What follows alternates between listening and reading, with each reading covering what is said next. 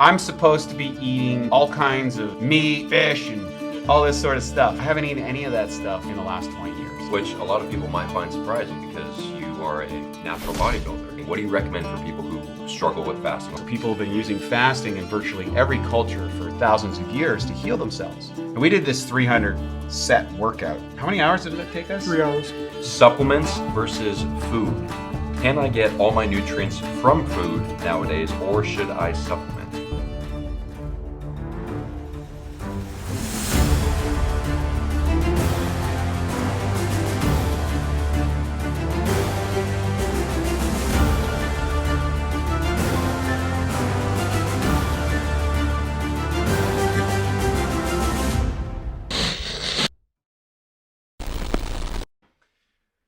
What's up, health pirates, and welcome back to another episode of the Captain's Lifestyle Podcast, where we inspire you to optimize your health, find fulfillment, and maximize freedom.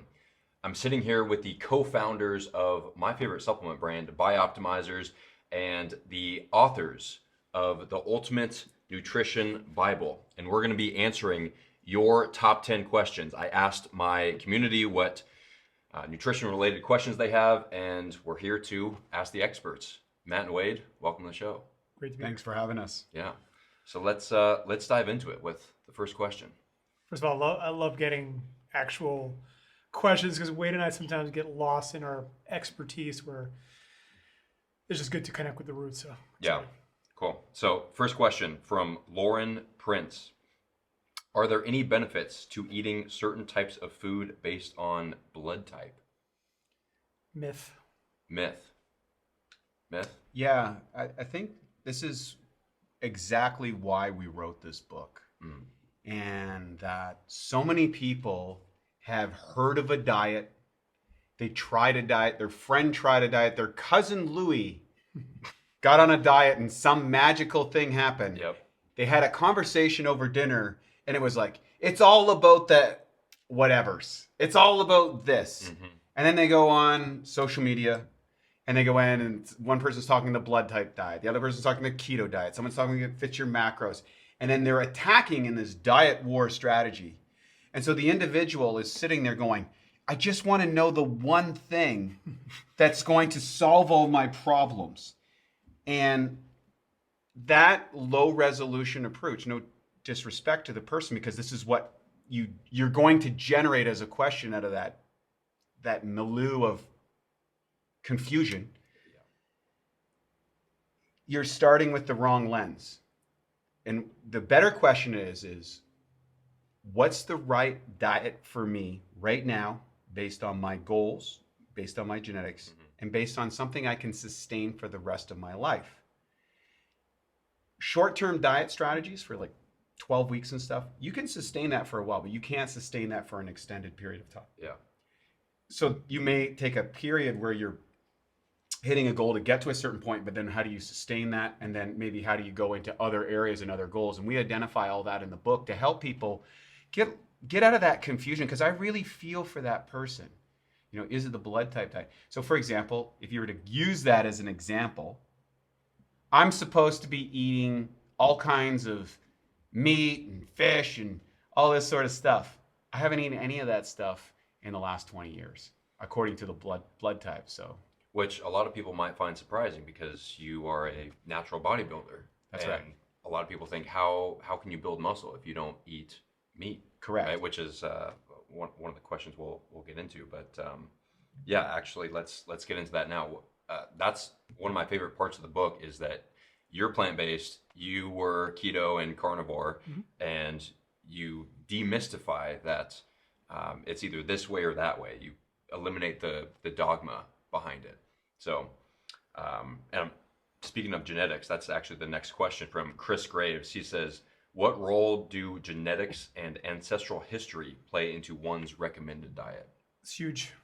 So we have 2 chapters in the book, one on nutrigenomics and the other one on epigenetics. And they're related, but they're different. In nutrigenomics are what are the genetics that you've been born with that you should be mindful of to navigate through potential problems or even reveal superpowers. So for an example, like I've done a few genetic tests. You just saw I'm doing another one because everyone's kind of revealing different things. So I've got bad genetics for selenium, bad genetics for zinc, bad genetics for saturated fats, which is a new one, especially since I've been doing keto now for 30 years. So now I'm adjusting my saturated fat intake. I'm increasing my monosaturated fat intake. So these are some of the adjustments they can make. And Wade, maybe talk about some of your genetic variances and how you've mitigated them. Yeah, I have suboptimal genetics for cardiovascular health, As do I. Yeah. which means left by my own design, I will die of a heart attack or a stroke, quite common. I also have suboptimal genetics for food satiety. In other words, I'll overeat because my signal in my stomach doesn't tell my brain I've had enough food.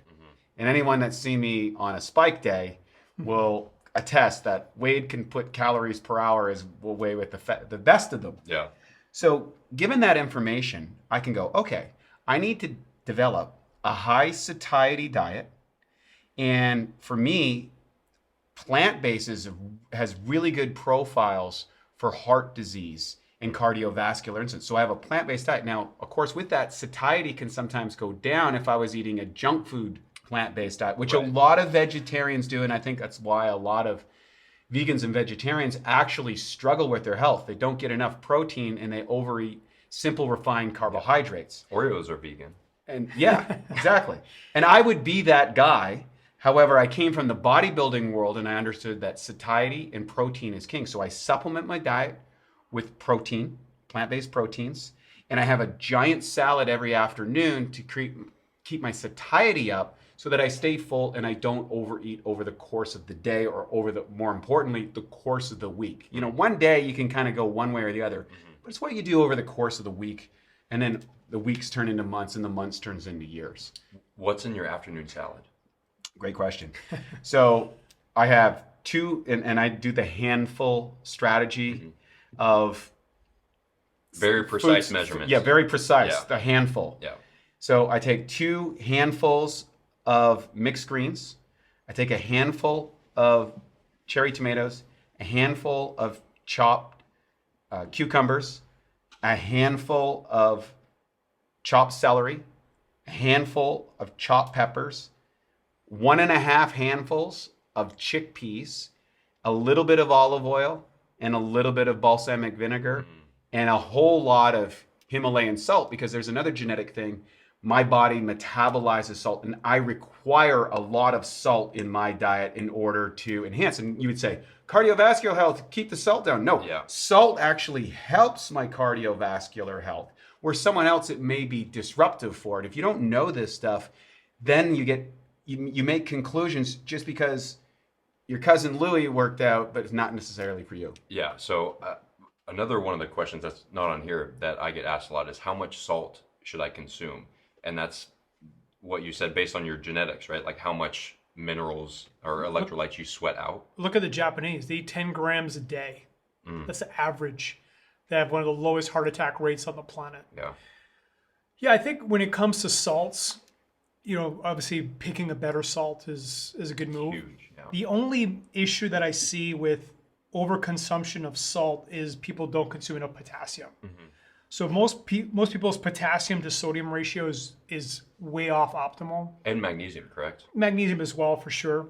But potassium you can easily fix if you're eating potatoes, bananas, plantain, or if you're supplementing with a good potassium source.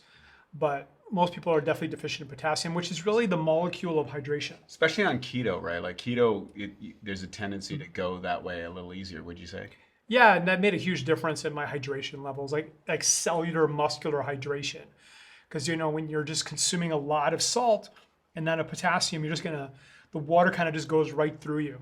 You don't hold it. Awesome. Yeah, that'll help a lot of people because I've got one client in particular who says he's drinking a bunch of water and spring water too, and he says he's not feeling hydrated. So it's due to a lack of potassium and or magnesium potentially.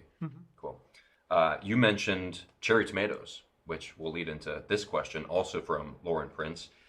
I have Dr. Stephen Gundry's book and have listened to his podcast all about lectins. He basically advises to stay away from most nightshade vegetables, i.e. tomatoes, unless peeled and de-seeded. My question is, how much should I be worried about lectins? Great question. And I've had Stephen on my podcast, and he's obviously a well-respected, cardiovascular surgeon, and has crafted a following of people who get tremendous benefits from doing what he suggests. But I would suggest that he's dealing with people with suboptimal digestive systems, and that's pretty much across the board. So again, the recommendations are coming within a general sea of people with digestive issues. And if you have digestive issues, your capacity to digest things like lectins, and there's a variety of other things, certainly can be amplified. There are some genetic influence as well. Some people do better on lectins than others. And I have a massive lectin diet. I mean, I should be like Mr. Lectin, right? And I don't have digestive problems, but I can remember years ago when I did have digestive problems that everything screwed me up. And now that I fixed my digestion, it's how our company got started. We created digestive solutions for virtually every genetic and dietary variant that you could possibly deal with. Is that I deal with an optimal digestion. And we have a chapter on it, how to optimize your digestion. Matt talks about, he had digestive issues on some things that were another standardizing of milk proteins, right? You want to talk about that? Yeah, A1 protein, I thought it was evil, right? That was one of the things. If you consume A1 protein, you're going to have a massive inflammatory response, which was true for a while. Like I would consume A1 protein and my feet would blow up and feel in my joints. So I joined the bandwagon, but I didn't understand that it was really leaky gut that was causing the A1 proteins to get into my bloodstream and then trigger an inflammatory response. So with microbiome breakthrough, which I think is one of our most underrated products, That's incredible. it helps create a healthy biofilm, and then I don't have issues anymore. So I can consume A1 protein, take it with masszymes, get the amino acids, and boom. Because the other challenge with milk protein is they're very big molecules, almost the same size as gluten. So casein, of course, an old bodybuilding thing, slow to digest, which can be beneficial on diets as well. Like from a satiety perspective, casein is really the best protein. So I get a lot of questions on regular milk and raw milk. So a lot of people who can't tolerate regular milk will switch to raw milk and find that they're totally fine on that. I'm a Q weight up. We did a raw food diet for a couple of years. Again, it comes down to enzymes and probiotics. There's three main devices that your system uses in order to digest food. That is enzymes, which is the first stage of digestion, hydrochloric acid, which is the second stage of digestion, and the third stage is your probiotics. And your good probiotics help break down food. And so what you put in your body is not what you are, what you eat. You are what you digest, absorb, and utilize. Modern milk has pasteurized all of the enzymes and all of the probiotics. Now, the rationalization is that, allows shelf stability and it prevents any bad bacteria getting inside the system. What we suggest in our model is to move towards boosting up your own supply of enzymes and probiotics so that when invaders come into your body, you can wipe that out. In today's world, they want to pasteurize things, and then if you have a problem, then they're going to give you antibiotics. And the head of our research facility, she's a PhD in microbiology, she has suggested that we're about 10 years away from the post-antibiotic age. And what that means is that no one is going to get any benefits from antibiotics. We're taking literally thousands of times more of a dosage in percentage-wise than we were when we started, and there's building these resistant strains. So every time you try to kill a population, some of it mutates and evolves.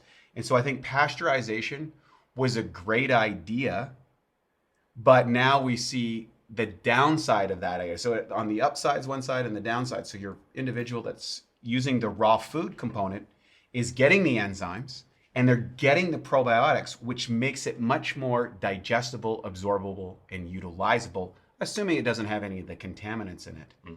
And so that's why they would feel differently than if not. Of course, we advocate taking enzymes and probiotics before every meal to optimize your digestion, and it works for everyone.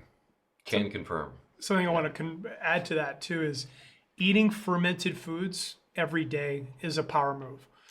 Sauerkraut, kimchi, natto, raw dairy products, like that is in the book, and some good research showing, and you're going to get an immune system boost plus all the other benefits. It's a good hack. Sticking on the digestion topic, this is not one of the questions, but I want to make sure that we cover it because BiOptimizers' tagline is "We fix digestion."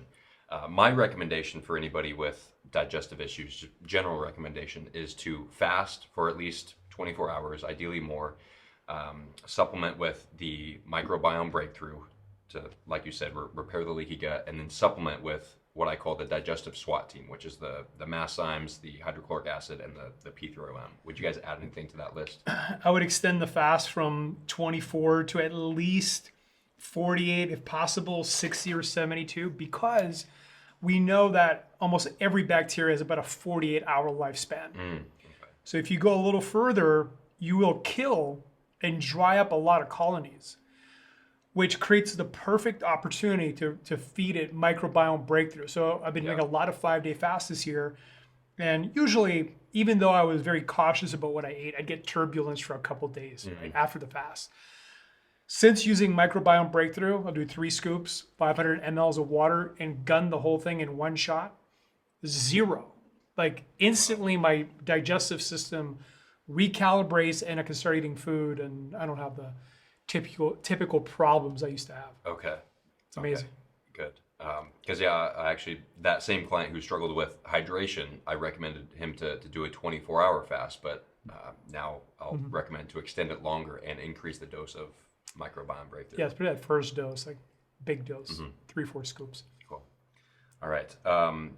Another sub question, fasting. What do you recommend for people who struggle with fasting? Like if they've never done a 72-hour fast before and they're hearing this advice, what strategies can they use to improve their fasting? Well, I've been using fasting for better part of 25 years. And I've done virtually every fast you can, up to 10 days of water. It's kind of my topped out level. First and foremost, there's a caveat. There's there's a percentage of the population that have suboptimal genes for fasting.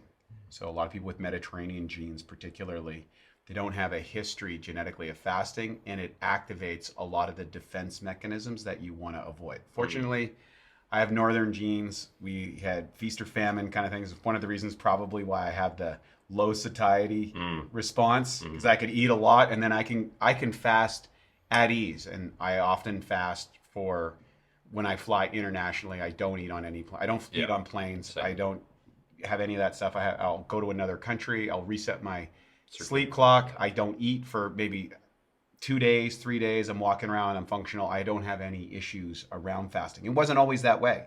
So start off. First, if you can take a genetic test and find out if you have optimizers. Most people, it's not a problem. Second thing is recognize that you're not going to die. You are not going to starve to death if you do not eat for a day or a week, as far as that goes. Yes. You may feel what people feel as they label as hunger. I would encourage them to label it as a sensation and to sit with the sensation without calling it anything. And realize it. You think it starts coming from your stomach, but it's actually coming from your consciousness. It's a more psychological trigger. Yeah. So start with, they can do a 12-hour fast, right? Then you can do a 16-hour fast. Then you can move to, a 20-hour fast, and then you do a window of one day. Some people will go on a noon to noon to make it easier, so it's like not the full day. And then after that, when I did 1 day fasts, and then eventually I moved to a 2-day fast. And then after about 3 months, I did my first 3-day fast. And then 6 months later, I did my first 10-day fast.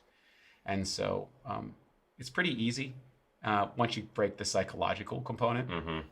The other thing is when you first start doing them, they're going to be a little bit harder than when you get later on. Your body seems to adapt to them.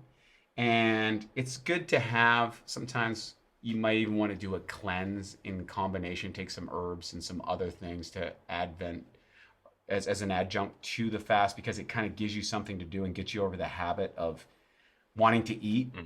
And then subconsciously, that's the other part, just getting used to the fact that you start to realize how much time, effort, energy, thought, emotion goes into what am I going to eat next?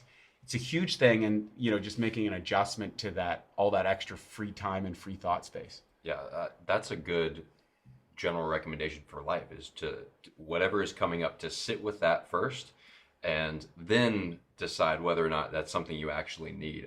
This is a big problem with any sort of addiction, is they just immediately go into the thing. But if you can sit with it first, that's where the magic happens, specifically with fasting.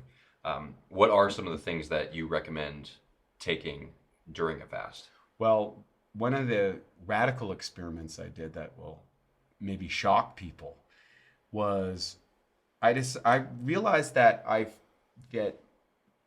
the benefits of fasting, I believe, stem a lot from freeing up our natural enzymatic production, which is usually devoted to digestion, and sending all that enzymatic potential to healing the body. So people have been using fasting in virtually every culture for thousands of years to heal themselves.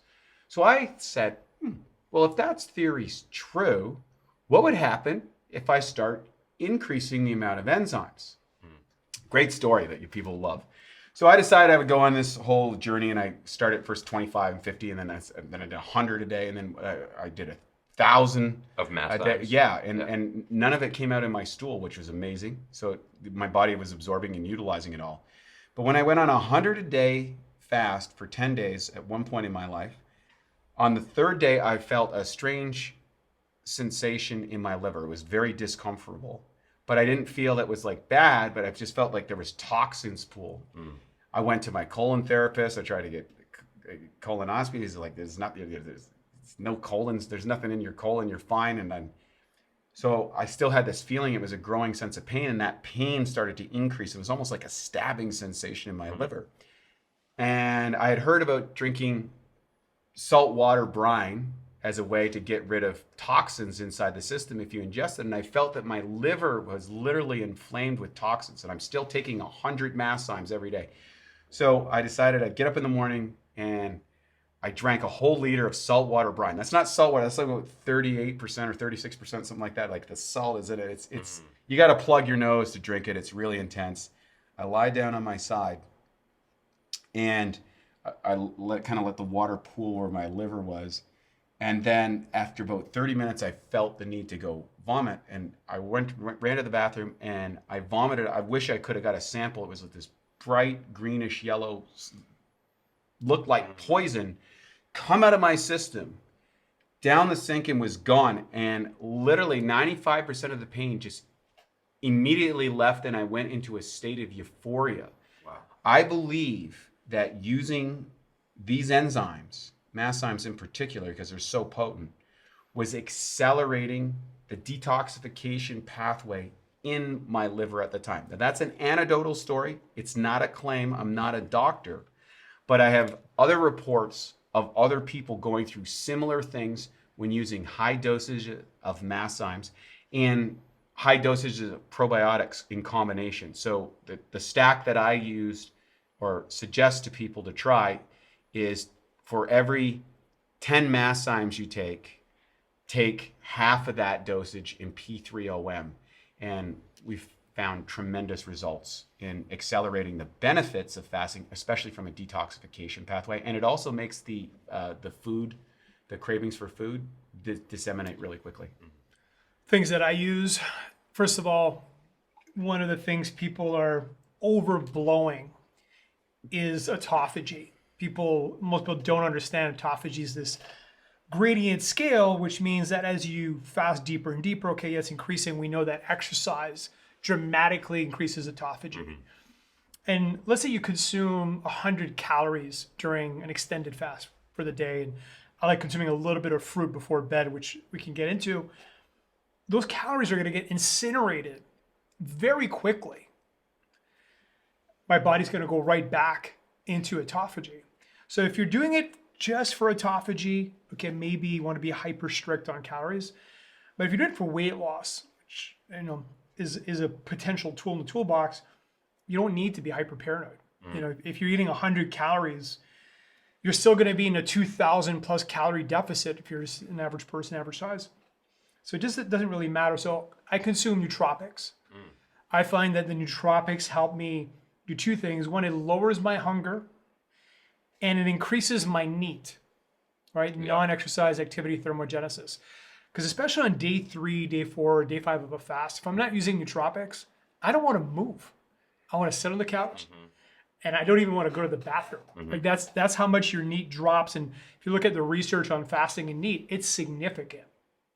But I can counter that with things like Apex or Nectar X or whatever. So yeah, it might take 50 or 100 calories, but I don't care because the net benefit, energy-wise, performance-wise, it counters that. And of course, a lot of minerals. So a lot of salt, a lot of again, potassium, magnesium, trace minerals, Himalayan salt. Like you're losing a lot of minerals while you're fasting because you're losing a lot of water. As soon as your glycogen levels are low, you expel all that water that was attached to the glycogen.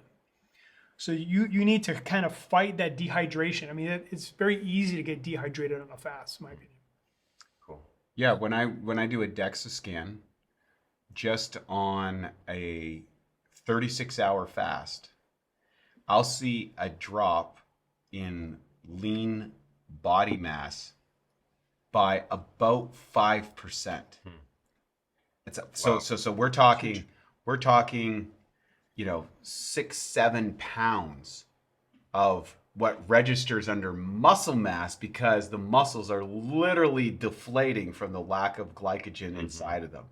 And it's really fun. And I did this over at Upgraded Labs back when I was competing last year. I was sharing with them. I said, hey, watch me change my lean body mass and body fat ratio like 6-7% in a day. And they're like, that's not possible. I'm like, yeah, but what I didn't tell them is how I was gaming the system.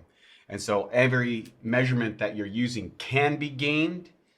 And it's one of the fun things that I like to do just to mess around with the techies.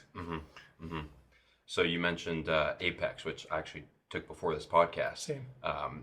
Stacked with Upbeat. What other nootropics do you take on the fast? Try to stay more to the pills, but I'll drink nectar as well. So Apex, Brain Flow, Upbeat. Those are probably the main ones. Cool. Dopa drops. Yeah. Shout out to Newtopia. Yeah. Use code Captain Morgan. All right. Next question. Switching gears a little bit into fitness. So this question is from Diogo from Brazil. What is the best time to consume creatine? Before or after training or both? Dividing the dose. Doesn't really matter. You're going to absorb it. So it's not one of these things you can take. One thing that has some research that you can drink during a workout and get better gains is hydrolyzed amino acids, which means pre-digested amino acids. We actually have the reference inside the book.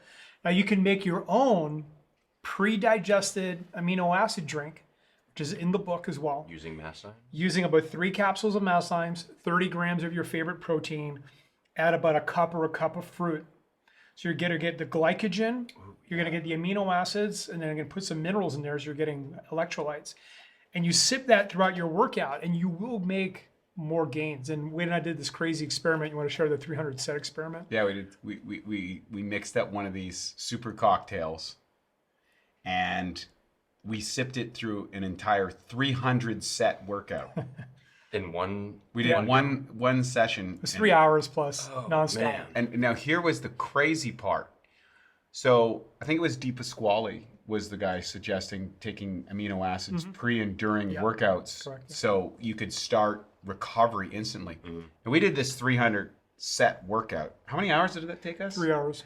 And we were like, and we were going, like we're supersetting. We're going hard to 3 hours sipping this amino acid cocktail that we put together.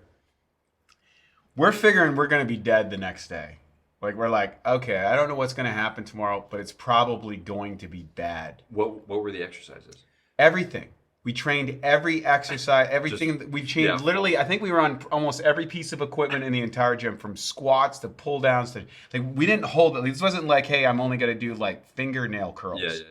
Okay, like we went hard, and we both thought we were gonna be dead, and we got up the next day, and we weren't. Had a little bit of muscle soreness, and I'm like, okay, the freight train's hitting tomorrow. Yeah. Next day came.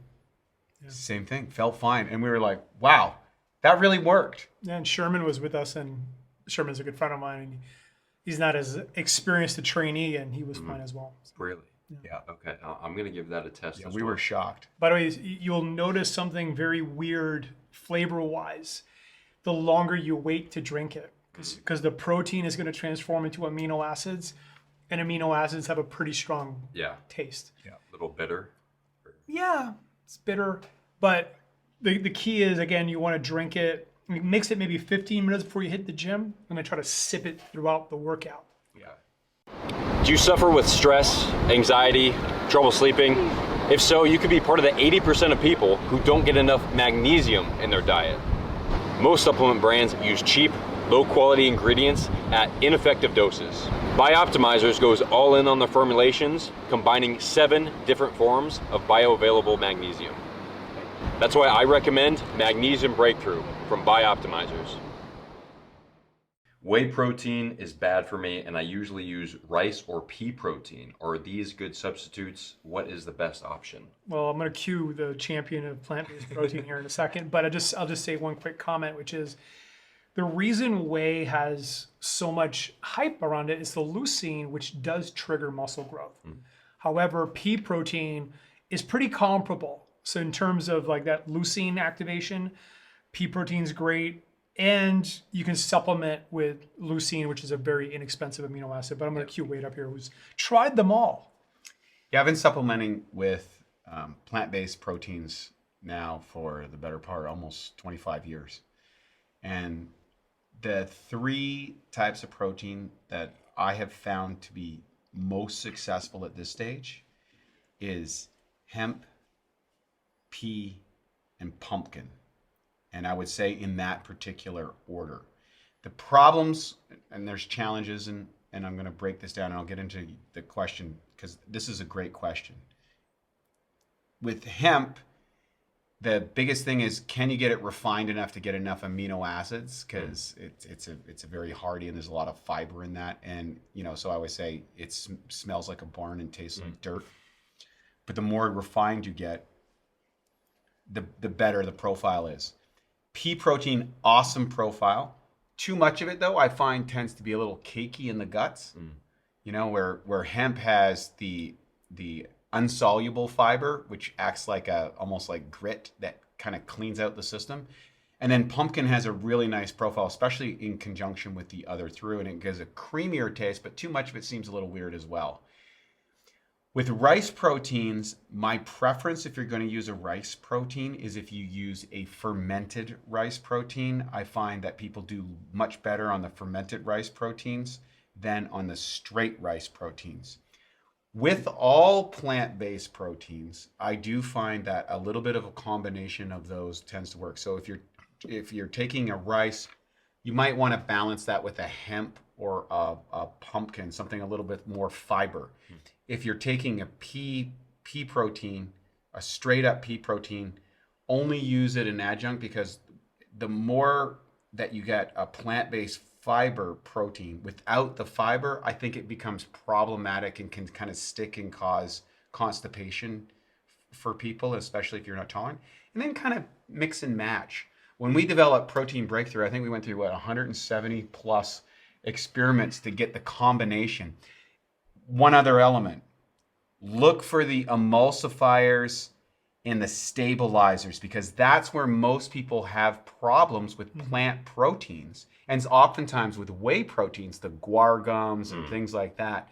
Because what's happening, it's not the proteins, the problem is the emulsifier, the stabilizer is swelling up in their guts and giving them that discomfort feeling. So you want a really clean, straight up plant-based protein, and balance your proteins with a little bit of fiber, and you'll do well on it. And I've been doing that for years, and that's my 25-year strategy on plant-based proteins in a nutshell. So Nice. hopefully your listener will get some benefit out of that. Yeah, I'm glad we clarified that too, because I've got a lot of carnivore followers and they see me using Protein Breakthrough and they're shitting on me for it. I'm like, guys, like this is a great combination. Like I've noticed better digestibility from this, because typically I don't enjoy plant-based proteins, but I think you guys fucking nailed it on the Protein Breakthrough. By the way, a little bit of alpha, a little leak here for you guys. We have built several keto versions of Protein Breakthrough. Obviously, not plant-based. Okay. And yeah, hopefully they'll come out probably in the new year. They taste amazing, by the way. I mean, it's easy to make stuff taste pretty good with the cream. And Yeah. yeah, it's great. Awesome. Stay tuned. Stay tuned. I'm excited for that. All right, next question from Captain Seven Steves. He says, what are the healthiest ways to prepare or substitute ingredients for Italian food, such as pasta and pizza? Well, I'll take that one because I've been doing a lot of that. So, I mean, I love pasta, I love pizza. And, you know, one of the concepts we talk about in the book, which is such a powerful one, and we call it the simplest secret, just eating the same thing every day. So for the last few months, I've been eating pasta probably like 50, 60, 70% of the time. I get miracle noodles, or I get, you know, these low carb seaweed based pastas. What are miracle noodles? It's rice? made out of it looks like pasta, and it's typically made out of a seaweed. There's one called konjac, and it's almost 0 calories. Yeah. Like it's just awesome from a macro perspective. I get good tomato sauce with, you know, maybe 100 calories in 2 cups, put a little bit of cheese, and then whatever meat I want to mix in with the tomato sauce. And it feels, I mean, is it as, it's, I'd say 80% as good or 70% as good as a true Italian dish, but I get the experience of it.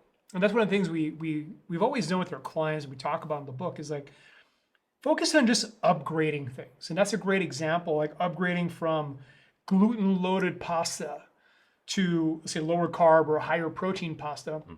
But there's some really good bean-based pastas I've been using as well when I want to get more carbs. I don't care. So there's a lot of options in terms of alternative pastas, and you know, there's a classic keto pizza crust you can do with cauliflower and mixing matzo cheese, and so you know, playing around with these things is a lot of fun, and I think it's a huge part of making a diet work. So, Wade, any tips? You know, it's pretty much the same thing. I think it's with our course, we actually have some recipe books that allow people to start experimenting with some of their favorite foods while still hitting their macros and within the dietary philosophy that works for them. Because, you know, we share how to be successful on virtually any diet, and we provide these recipe books to give you ideas, because oftentimes we get locked into what we learned from, you know, mom or dad or grandma or grandpa, and we think that's the only way to do that. And you need someone to kind of introduce this, and you go, oh, well. And then usually what happens after you've had a few of those, you start to activate your creativity and start making other recipes and bringing the fun back into the kitchen. Yeah. Yeah, that's what I found is a lot of people think if they want to eat healthy or lose weight that they have to forego all their favorite foods, and that's absolutely not the case. There are healthy alternatives for everything. Yes. And one thing I've heard for pasta and gluten is that it's not necessarily the gluten, because there's some people who travel to Italy, for example, and are able to consume the pasta there. Is that because Well, they were getting to glyphosate? glyphosates, which, by the way, at the Dave Asprey event, they asked me to speak about on a glyphosate panel. So I told the lab, I said, okay, I don't want to speak on the panel unless we do a bunch of experiments. So we tested a whole variety of probiotics, including all of ours. We tested the enzymes. To my surprise, the enzymes didn't work. What did work was the microbiome breakthrough. It broke about 90% of the glyphosate down. Wow. And there was some other probiotics that we're not using yet that were incredibly successful. So guess where those are going? They're coming in an upgraded version of microbiome breakthrough that'll be released next year. So yeah, there is, again, you know, Wade and I are big proponents of, you can counter the downside of any meal with the right blend of enzymes and probiotics. Yes. whether it's gluten with Gluten Guardian or Capex for ketogenic meals, like it just doesn't matter. There's a solution. Yeah, I carry my little travel pill case filled with my digestive SWAT team to, when I travel any restaurant, because you don't know what's in that food. So that's been a game changer for me traveling so much. I'm going to skip one question and come back to it because we're talking about glyphosate and organic. So this question is from Sierra. She asks, how important is it to eat organic, and what if there are no organic options? Yeah. So I've been a big advocate of organic food eating. Well, literally since I was a teenager, or was a small child. My mom made an organic garden. We all thought she was crazy. Then I went to university and realized that, oh, wow, I feel different when I eat organic food versus non-organic food. And so I began to make a conscientious effort to increase the amount of organic food that I had. Now, what is organic food and what is non-organic food? And this is where I think our regulatory bodies have done a massive disservice to the population. For example, the USDA allows 50 different chemicals on organic food. Really? Yeah, and also That's organically grown food may be put in a truck with inorganic food, and that truck may be going across the border where they spray the whole truck with who knows what. So what is the benefit of organic? And you can go to your own garden. That's the best. Yes. You can go to like a Mennonite farm or something like that, and you're going to get really good heirloom seeds and traditional growing. That's awesome. You can get organic produce from your local store, and there are various levels to how that is. So, I live close to Irwan, which has absolutely meticulous standards about toxicity and what comes into that. That's going to vary from store to store to varying degrees. And then there's conventionally grown food. Then there's also, you're dealing with like greenhouse food, okay? So these are the different types of sources of food. Ultimately, biodegradable, organic, local produce, it's very difficult to beat that. If you can eat it, you can feel the difference, you taste the difference, you know the difference. That's just not an option for most people. What I do to counter that with the food that I eat is I have a Kangen machine that makes an 11.5 pH water, which is very, very viscous. It's so viscous, it will actually emulsify oil-based chemicals. And most of these are oil-based chemicals. So you can't wash them off. And those little veggie washes and stuff, that's another load of crap. Interesting. So I soak my vegetables in the 11.5, and about 25% or so, maybe a little bit higher than that, of organic foods, I'll see a chemical toxic substance come off that. You can see the water's discolored. It looks really strange.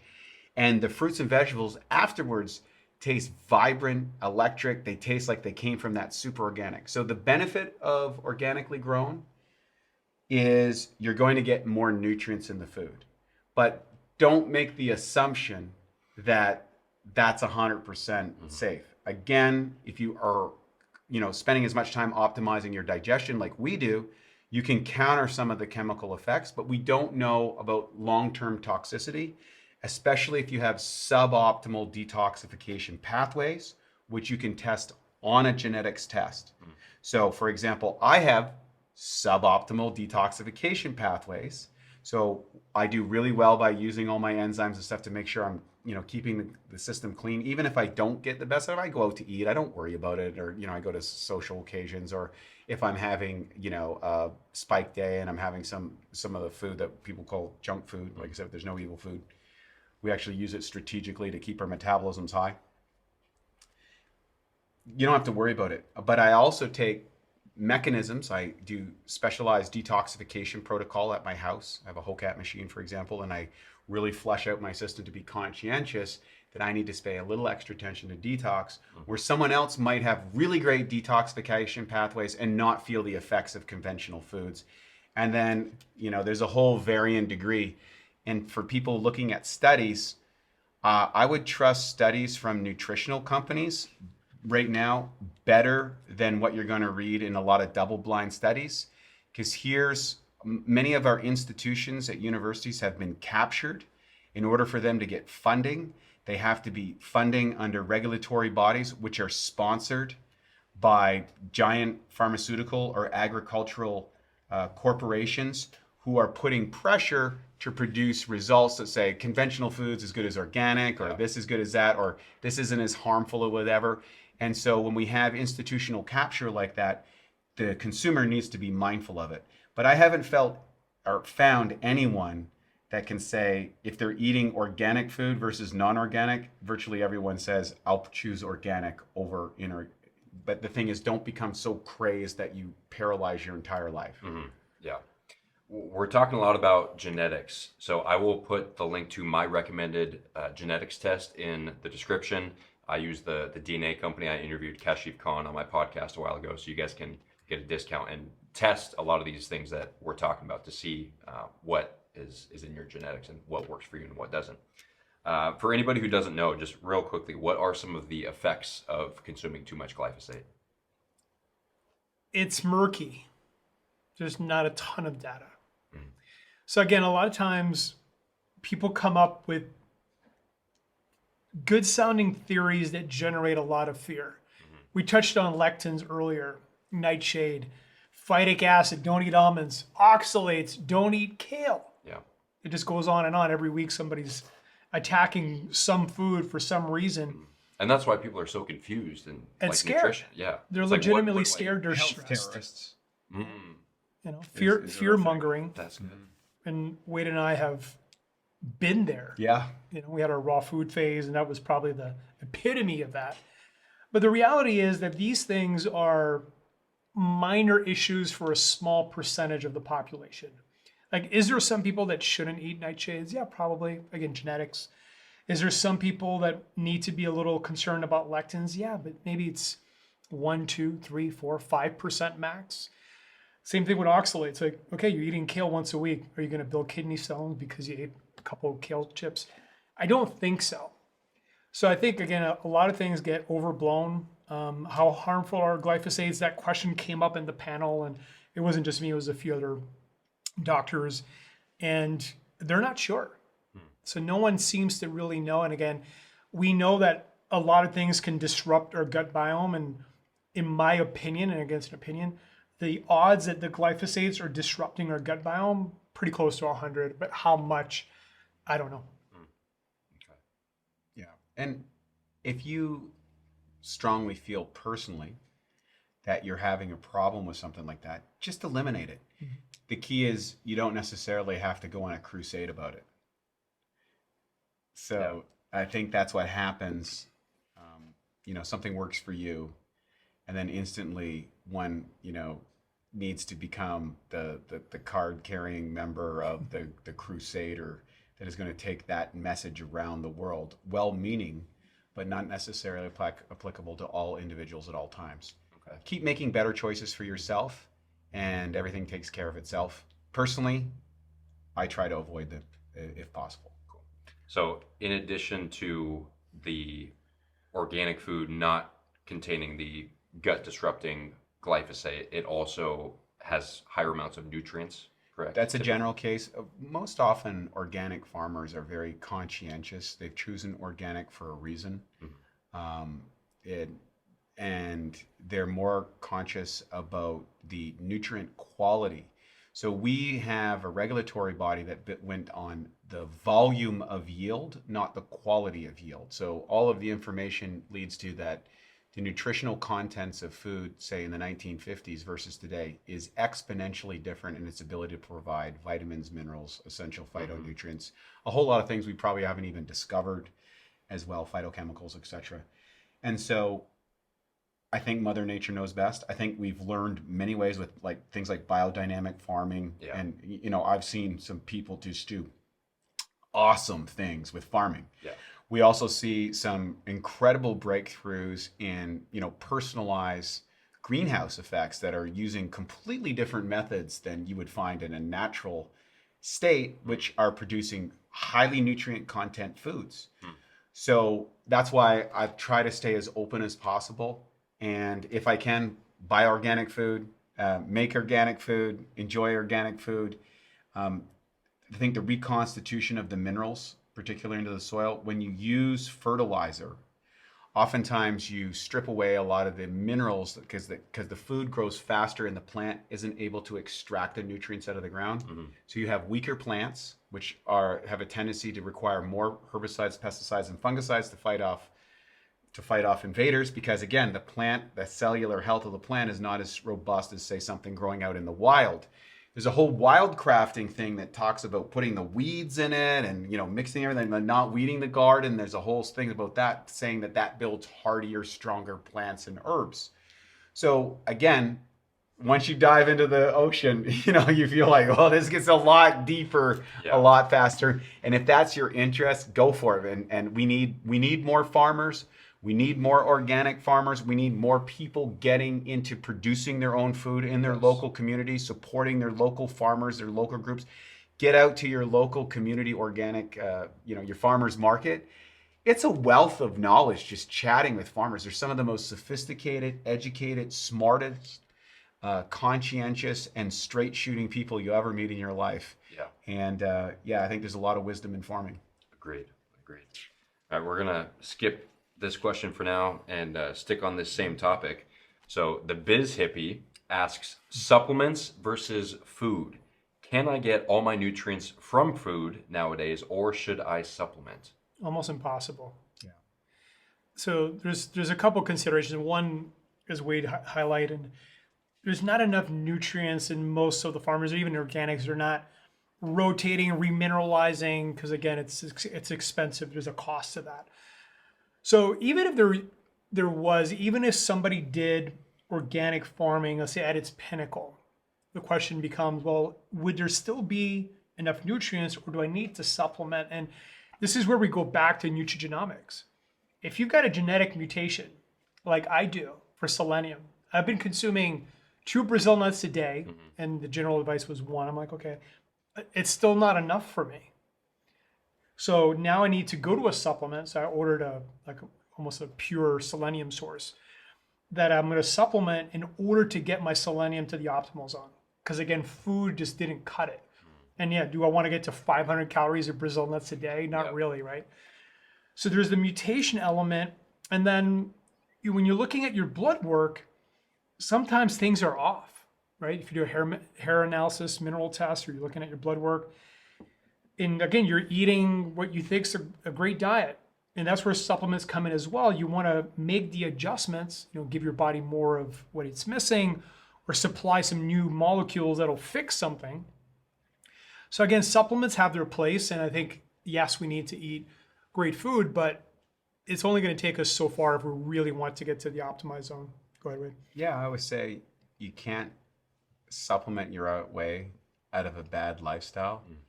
And which a lot of people try to do. And even the best diet can be improved by the right supplements for you. So that's what I've learned in my 30 plus years in the game. Agreed. All right. This question is from Serene McDaniel. I eat a plant-based diet, no gluten, very little dairy and meat, only fish and shellfish. Is this a problem? We already discussed it. It's only a problem if you're not achieving your goals. In fact, if I was to go on a limb and say what would probably be the best diet for the widest group of people, I would say probably a pescatarian diet. I've been all over the world, and I think that the Japanese as a culture have probably figured out diet better than any culture in the world, with proportions, components, the combination of all the things that they're doing, the color, the presentation, the conscientiousness around the food and everything. And it's largely a pescatarian diet in coastal Japan because of the abundance of seafood and the high mineral content, where they grew a lot of vegetables and they were very versatile in their fermented food. So I would say that's probably the most universally accepted diet. And if that's working for that person, great. Cool. Have you been to Okinawa? I have several times. In fact, I had a tree planted there in honor of me with with a Japanese family that I've done some work with their corporation. So it's a special place. I'm going back next year, and I can tell you, the first time I went to Okinawa, and I was just in a regular hotel, and they have these beautiful buffets over there, and I started eating all these vegetables I had never had before, and I could literally feel like things like my body lighting up like a Christmas tree with whatever nutrients were in that food. I was like, wow, this food, no wonder these people live so long. This, like, there is vitality in this food. And I can't wait to go back. Like, that was several years ago. That was the last time I went. And in my mind, I'm still thinking about the vegetables I had in Okinawa. So, yeah. Just to highlight how mineral rich that place is. That I had a Japanese girlfriend for many years. So we went to Okinawa, and they had a place where they were processing sugar using cattle, and the sugar was black. And I asked, like, we've seen brown sugar, right? I asked, like, why is the sugar black? It says it's the mineral content. Yeah, It was that rich. Okay. And if you look at brown sugar versus white, I mean, they're just stripping things out of it. Right? Yeah. So, yeah. I wish I would have known about all this when I was in Okinawa. I was there in the Marine Corps, and I was just Right. oblivious to all this stuff. I did get my advanced scuba certification there, which was awesome. The water's beautiful. Yeah. All right, gentlemen, last question. I'm excited for this one because this one can go into nutrition, but also a lot deeper than that. This question is from Drew. How do you nourish your soul? Great question. So I think the best way to answer that for the general masses is go read the entire series of Dr. David Hawkins' Power versus Force, because I think he's a former psychiatrist that dealt with every single psychiatric condition you can have. He's also a hardcore scientist. He can communicate in a language that we understand today.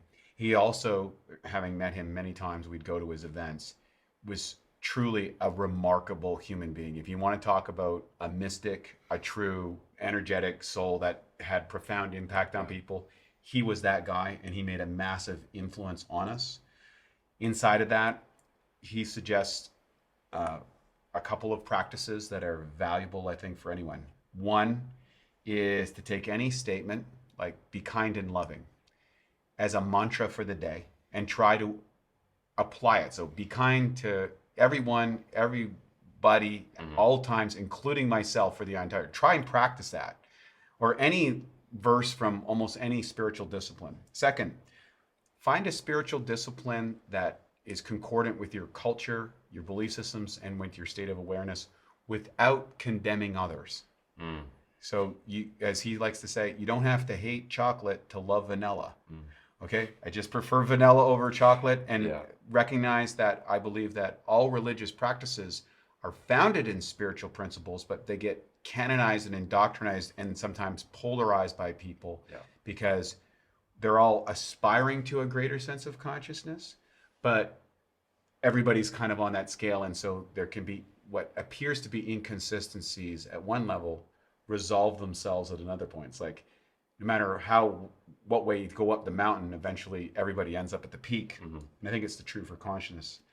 For some people, and I'm one of those people, I've found a meditative practice very helpful for me. Some people prefer affirmation processes. Some people find themselves getting into spiritual states through music or singing or chanting or kirtan, traditional chanting. And some people like hardcore philosophical contemplation, like, particular Zen practices. I believe most people will move through many of those throughout the course of their life as a human if they're making spiritual development a goal and a mandate in their lives. And I started out in a Christian church, that evolved into, as I got exposed to Eastern philosophy and started a meditation practice. I found spirituality in an odd place through dancing and music. I would get into euphoric states in great places for that. And then I started to understand that the more I got into the philosophical aspect. Now I find I combine meditation, affirmation, and contemplation. In other words, introspection through key devices to design to kind of become self-aware and address my suboptimal parts of my personalities, and also in a way that doesn't beat myself up, that I can own my dark side, Yes. but not be paralyzed by it. It's like, yeah, okay, I'm kind of loud, and I'm kind of opinionated sometimes, and I can be really piercing, or short sometimes, and sometimes I get really riled up and angry about stupid things, and then I kind of laugh about it, because I'm not my body. Yes. I'm not my thoughts. I'm not my emotions. I am an observation of those things, and that's kind of a spiritual aspect, and that's how I kind of look at the whole endeavor at this point in my life. So I've read Power versus Force, and also I believe it's called The Power of Letting Go. Yeah, amazing book. Okay. Yeah. Which, obviously read all of them, but which one would you? Well, let's ask this: which one would you recommend people read first? Probably for most people, The Power of Letting Go. Because usually the obstacles in life are not what you're trying to get, it's what you're unwilling to let go of. An idea, some sort of, statement that you think you're trying to get to something, but it's really you're not letting go of the juice that you think that's going to give you. And that juice is available to you right now. You don't need to be rich to be happy. You don't need to be famous to be happy. You don't even need to be healthy to be happy. But all of those things can contribute to happiness, or they could be the catalyst to spiral down into despair. Yeah. Has happened with many, very rich, famous, successful, healthy people that you would think, oh, they've got everything. Why are they despair? Because they haven't addressed that internal relationship with life. If you address that, I think that it opens up a vast amount of possibilities and makes life far more enjoyable, whatever stage that you're in, as opposed to, say, when I get to. Yes. Which is a sense of lack. And I think all true spirituality is expansive in nature. It's inclusive in nature. And it brings more joy into your life than less. And that's why I think that Letting Go for most people is a great book. If you're more heady and scientific, you probably really like Power versus Force. But the whole series that he's done, I think 10 main books and a couple of adjunct books. They're incredible. I have books by my bed, books on my counter. I keep them everywhere. Yep. Link to Power versus Force and The Power of Letting Go will be in the description. Matt, how do you nourish your soul? I try to really fill my life and my routines with people, places, and things that I feel love. Starting, of course, at home. I've got a baby girl, 18 months. So 2-3 times a day, we're hanging out. And it's just such a powerful source of love. I mean, it's the love I feel for her. It's just awesome, right? Of course, my wife, the cats. So as I'm walking around my home, there's always just a love vibe somewhere, right? And that nourishes me a lot. Same thing on the love front is, I feel like I need to hang out with my friends on a weekly basis, because there's a brotherly love energy that's different than with my wife. Yes. And I feel I need that. I do. So that's really important. On the kind of spiritual work side, I've been in the program, been in addiction and recovery now for over 14 years. So there's a tribe there of people that, again, loved me until I loved myself, which took a while. And that's a huge part of my spiritual foundation that feeds me. And, I'm still active on a weekly basis. I sponsor new guys, which feeds my soul on a pretty deep level. Yeah. I just came back from a yearly retreat where it's 80 to 100 guys, again, just doing spiritual activity for the weekend. We do brain trainings that hopefully we'll offer to the public in a year and a half, 2 years. That's a program we've been developing, pioneering, that I think in terms of a 5-day metamorphosis is the pinnacle. You can do years, if not decades, of emotional work and spiritual work. So the neurofeedback technology that's available to the public's getting more and more powerful. And that's exciting because typical meditation's a very difficult process. Like I struggled to meditate until I used neurofeedback. Like I would do it, didn't know what if I was doing right, if I was doing wrong, got bored, you know, like whatever, you know, just it was a failure. And then I did a couple rounds of neurofeedback, and then I just got it. I'm like, okay, I can go here, I can go there, I can push my brain this way, that way.